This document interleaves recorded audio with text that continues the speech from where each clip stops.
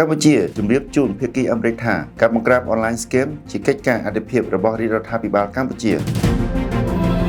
បញ្ហាឧក្រិដ្ឋកម្មតាមប្រព័ន្ធបច្ចេកវិទ្យាអនឡាញស្កេមគឺជាកិច្ចការអធិភាពរបស់រាជរដ្ឋាភិបាលកម្ពុជានេះជាការលើកឡើងរបស់អាយដាមវង្សសេវិសុទ្ធឧបនាយករដ្ឋមន្ត្រីប្រចាំការរដ្ឋមន្ត្រីទទួលបន្ទុកទីស្តីការគណៈរដ្ឋមន្ត្រីជាមួយលោកជំទាវ Bragan Walker ភារៈធារីស្តីទីនៃស្ថានទូតសហរដ្ឋអាមេរិកប្រចាំនៅកម្ពុជានៅថ្ងៃទី3ខែមីនាឆ្នាំ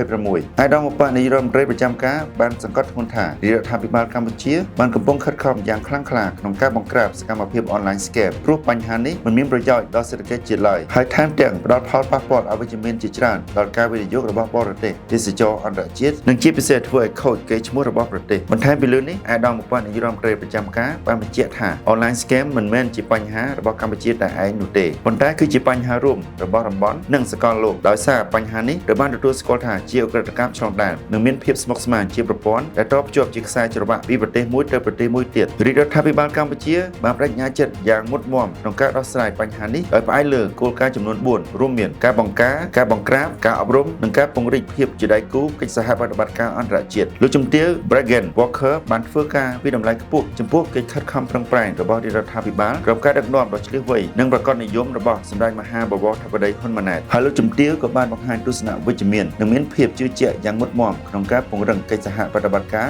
លើគ្រប់វិស័យរវាងប្រទេសទាំងពីរជាពិសេសការបង្ក្រាបអនឡាញស្កេមនិងការពង្រឹងទំនាក់ទំនងក្នុងវិស័យយោធាការទូតសង្គមគិច្ចពាណិជ្ជកម្មនិងសន្តិសុខ